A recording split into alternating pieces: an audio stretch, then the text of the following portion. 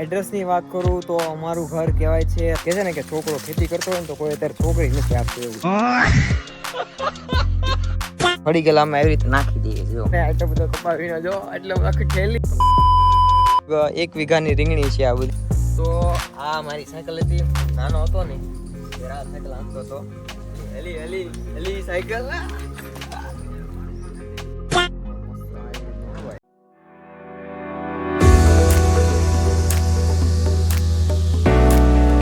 તો Ram Ram Sitaram, good morning બધાને. સ્વાગત છે તમારું આજના એક નવા બ્લોગમાં. તો જો ભાઈ 11માં તો નાયા ધોયા નથી, કારણ કે હું તો 6 વાગ્યાનો વહેલો આવી ગયો. ત્યાં આગળ મારે 4:30 વાગે જાગવાની ટેવ હતી ને, તો ત્યાં 4:30 વાગ્યા હોય ને તો આપણે લગભગ 6 વાગ્યા હોય. હા 6 વાગ્યા હોય તો મારે ખબર ને 6 વાગે તો ઊંઘ ઉડી જ જાય, કારણ કે ત્યાં 4 વાગ્યા જાગતા હતા ને એટલે આગળ 6:30 થયા હોય. એટલે ત્યાં 4:30 થયા હોય, આગળ 6 વાગ્યા આજુબાજુ થયું હોય તો 6 વાગે જગાઈ જ જાય છે એવું થાય. તો જો સવારમાં બ્રેકફાસ્ટ કરવામાં છે, બ્રેકફાસ્ટ કરી લેવી એમ. જો ટાઈટ તો ભાઈ ભૂકા કાઢે તો હવે જો ટોપો પહેરવા ચાલુ કર્યો કાનમાં ટાઈટ ન હોય, બાકી હેઠે જ જો સડ્ડો પહેર્યો તો હેઠે ભલે ટાઈટ હોય, ઉપર આગળ કાનમાં ટાઈટ ન કરી પડે બીજું કાંઈ. પણ ત્યાં કણે લગભગ 8 થી 9 ડિગ્રી ટેમ્પરેચર આવી જતું, ક્યારેક ક્યારેક 2-3 આવી જતું હતું. તોય એટલી ટાઈટ નહોતી લાગતી જેટલી અહીં કણે 15-17 ટેમ્પરેચર છે ને તોય લાગે. બોલો ખબર નહીં કેમ ત્યાં ટાઈટ કેટલી જુદી છે ને અહીં કેટલી જુદી છે. ત્યાં કણે 5-6 ટેમ્પરેચર છે તોય નથી ટાઈટ વાતી. અહીં કણે ભાઈ 30 કેટલું હાજી આજે 15-17 હશે આજે, તોય અહીં કણે બહુ ટાઈટ વાય પેલા જો. તો ચાલો હવે જઈએ છીએ વાડીએ. તો થોડોક ભાગ લેતા જઈએ દુકાનેથી. ભાગ લેવાનું કે નહીં લેવાનું? નહીં ટાઈટ હોય છે હમણાં. જોકે મેં આ ટોપો છે ને તુર્કી માટે લીધો હતો, પણ હવે ઇન્ડિયામાં વાપરવાનો છે. જો ગાડી તૈયાર થઈ ગઈ આપણી, જઈએ ગાડી. હાલો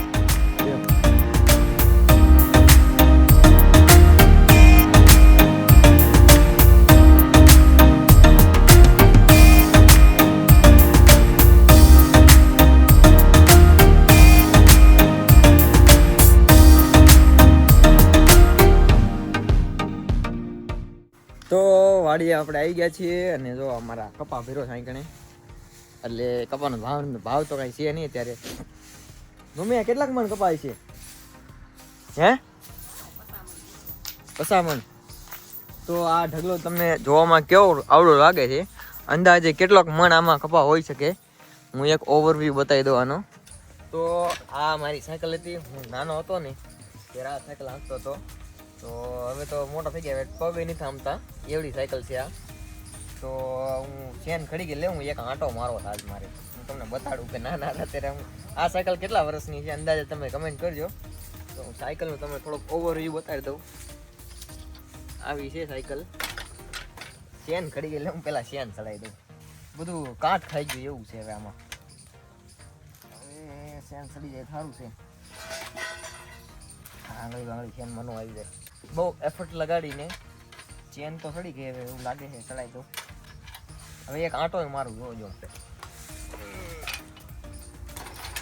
ચડી ગઈ રહી?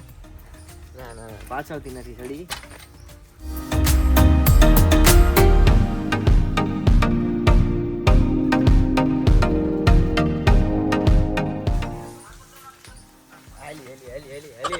હેલી સાયકલ.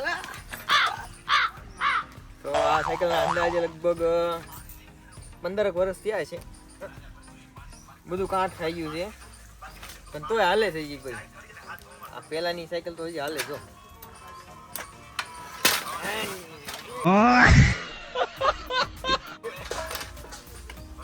મસ્ત હાલે સાયકલ, એમાં કાંઈ ન ઘટે. લે ઓય કાંટા મારી જાય.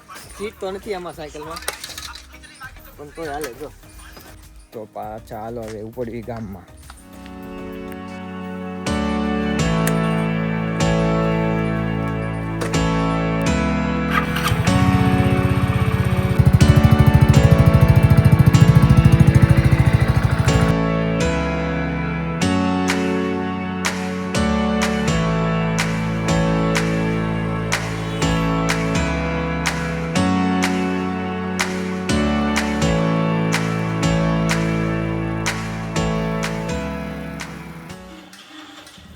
તો આપણે ઘરે આવી ગયા છીએ હવે. આટલું ભાઈ ઘણું કામ છે ઘરે, પણ જો હું તમને બતાવું કે આપણી ટટ્ટી જો અહીંયા ઊભી હોય છે, જો કે મારે કાંઈ પણ વસ્તુ આમ થોડુંક આમ સિટીની અંદર લેવા જવાનું હોય ને તો હું મારી ટટ્ટીનો યુઝ કરું છું. આ ટટ્ટી આપણી ટટ્ટી કહું છું ને હું કે ગદીડી તો ગદીડી એટલે આપણે આનું નામ પડ્યું હતું ગદીડી. ભૂલાઈ ગયું. એક ગાડી બે અને આ ત્રીજી તો લગભગ 2-3 થઈ ગઈ અમારે હવે. અને આ અમારી ગદીડી આ ચોથી થઈ ગઈ હવે.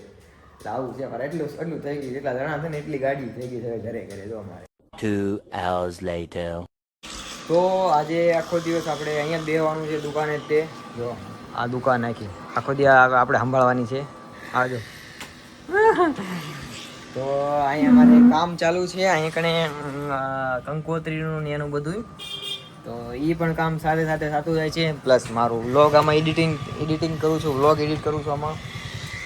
અને હવે જવાનું છે મારે મારી મમ્મીને લેવા વાડીએ તો ચાલો એક ચક્કર પાછો વાડીનો મારી. તો ચાલો ગાડી બહાર કાઢવી પડશે.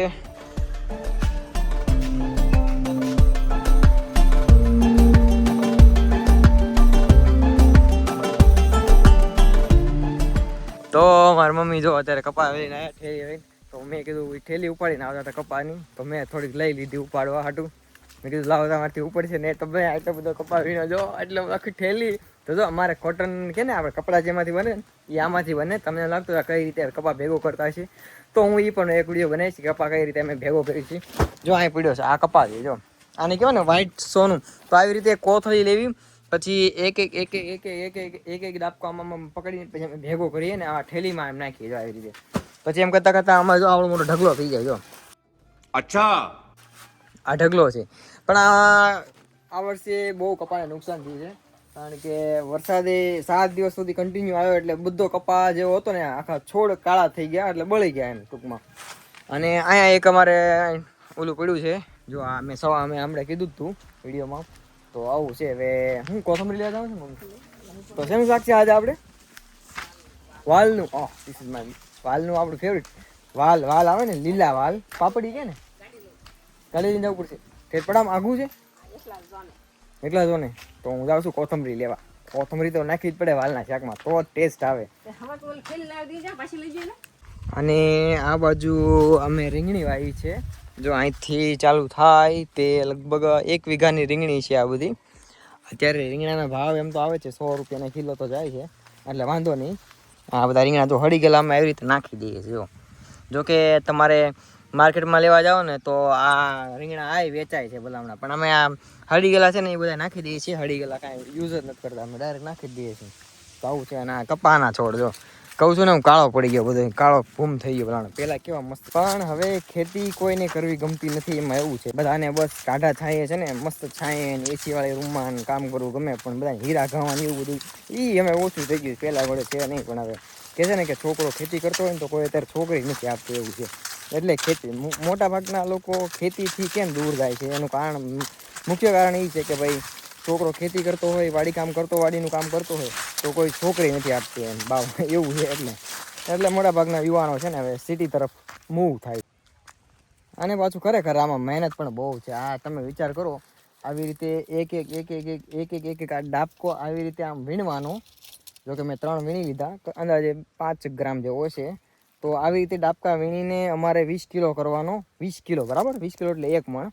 1 મણની કિંમત અત્યારે અમને 1300 રૂપિયા જેવું આપે છે. એટલે તમે વિચાર કરો ને આમાં લગભગ અમારે ખર્ચો 600-700 રૂપિયાનો ખર્ચો થઈ જાય છે. બધા પાછળ કાંઈ વધે એવું કાંઈ છે નહીં ભલાણા. એટલા માટે અત્યારે ખેતી હવે બહુ એક આમ કહે ને કે બહુ સારી એવી ઇન્કમનો સોર્સ રહ્યો નથી પહેલાં જેમ. ભાવે આપતા નથી એવું છે.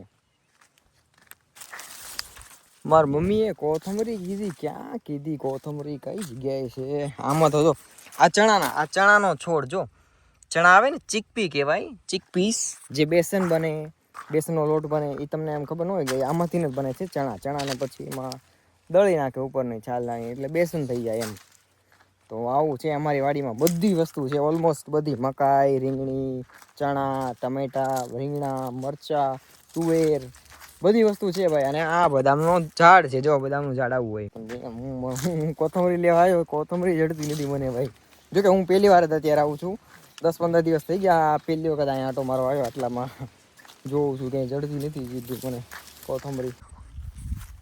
તો પછી આપણી વાડીએ જામફળ પણ બહુ આવ્યા હતા એમ કે છે લગભગ 15-20 દિવસ મહિનો થઈ ગયો એટલી જામફળ આવ્યા હતા કે ભાઈ જામફળની બધી ડાળો છે ને આવી રીતે જો અત્યારે હજી પણ નીચે ઢળેલી જ છે, નીચે પણ પડી ગયેલા એટલા જામફળ આવ્યા હતા. જો આવી રીતે આમ નીચે થઈ ગયું આખી ડાળ આમ સીધી હોય ને તો આમ થઈ ગઈ, એટલા જામફળ આવ્યા હતા આ વખતે.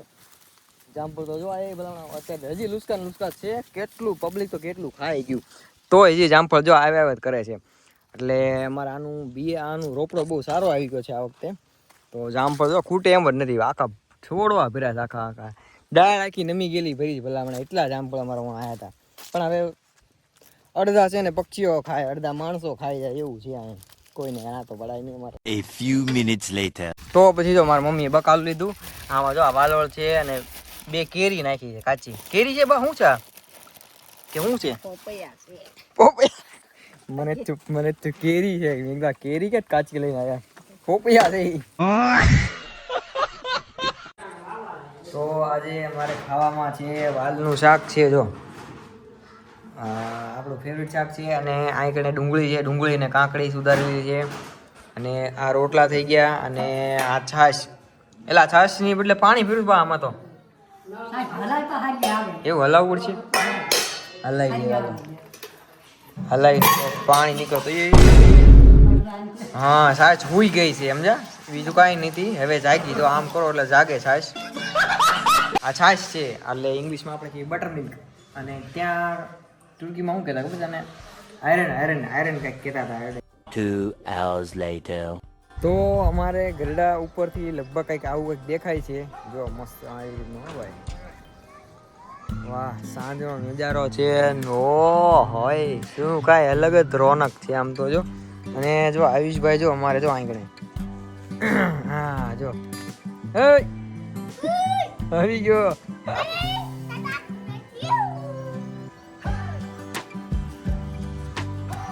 અરે વાહ, હું લગભગ બહુ ટાઈમ પછી આટલો ઉપર ધાબા ઉપર ચડ્યો છું, તો કે અમારું ધાબુ બહુ ઊંચું છે ભાઈ ખરેખર. તો આ અમારું ધાબુ થઈ ગયું. અને સાંજનો કંઈક અલગ જ માહોલ હોય છે, અલગ જ એન્વાયરમેન્ટ હોય છે, જોવાની તો ખરેખર મજા આવી જાય એવું છે. જો સમજો અહીં કણે અમારું જૂનું મંદિર આવી ગયું, કદાચ દેખાતું છે જો, લાઈ ઘટલું ઝૂમ થાય છે આમ તો જો. જૂનું મંદિર આવી ગયું અહીંયા આ જૂનું મંદિર કે ને ગરડા ગોપીનાથજી મહારાજનું મંદિર. પતંગો ચગવા મળી ગયા સમજો અત્યારથી સમજો. વાહ, અરે વાહ, કેટલું ઝૂમ થાય આમ તો જો, ક્યાંથી ક્યાં ઝૂમ થાય છે. અને અત્યારે સૂર્યાસ્તનો સમય છે અને મસ્ત નજારો છે ભાઈ, જોવાય એવું કંઈ. તો એડ્રેસની વાત કરું તો અમારું ઘર કહેવાય છે રામાપીરનું મંદિર. આ રામાપીરનું મંદિર છે જો અહીં રહ્યું ને, આ છે રામાપીરનું મંદિર છે. અને આ અમારું ઘર છે, એટલે કે ખૂણા ઉપર જ તે આ ક્રોસ 4 રસ્તા કહેવાય ને, આ 4 રસ્તા. અને અહીંયા અમારી એક દુકાન આવી ગઈ, અને નીચે દુકાન છે. એટલે રામાપીરના મંદિરે ખોડિયારનગર નંબર 2 રામાપીરના મંદિરને એક્ઝેક્ટ બાજુનું ખૂણા ઉપરનું રહ્યું ને એ અમારું મકાન છે. આવું હોય તો આવજો કોઈ મળવા. તો હવે સાંજ પડી ગઈ છે અને હવે લાગી છે ભૂખ લાગી તો જો હું તો હુકડી ખાવા મળી ગયો. આમાં થોડીક 2-3 બટકા પીડાવે એ હું ઘૂંટવાડ દઉં. અને અહીંયા જો આમાં ટીવી ચાલુ છે, જો મસ્ત બધા ટીવી જોવે મારી મમ્મીની. કા મમ્મી વાડીએથી કામ કરીને આવીને મારી મમ્મી થાકી ગયા હાર ખાઈને, તો હવે રાંધીને ખાઈ પીને સામાના હોઈ જશે. તો ચાલો વ્લોગ અહીંયા રાખશું, હવે વાળું કરી લઈએ સાના માના. તો વિડીયો કેવો લાગ્યો કમેન્ટ કરજો, સારો લાગે તો લાઈક કરજો, ન હોય તો સબસ્ક્રાઈબ કરી લેજો. મળશું next video. Bye, Ram Ram બધા.